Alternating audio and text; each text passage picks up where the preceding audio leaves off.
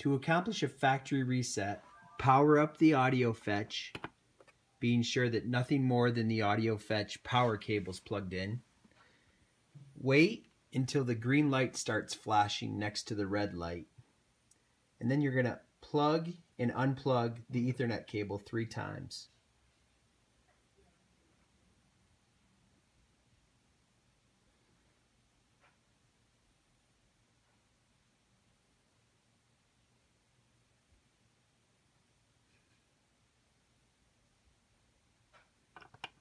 One,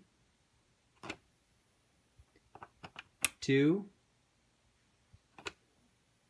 3. The 2 lights being illuminated indicating the factory reset is being accomplished.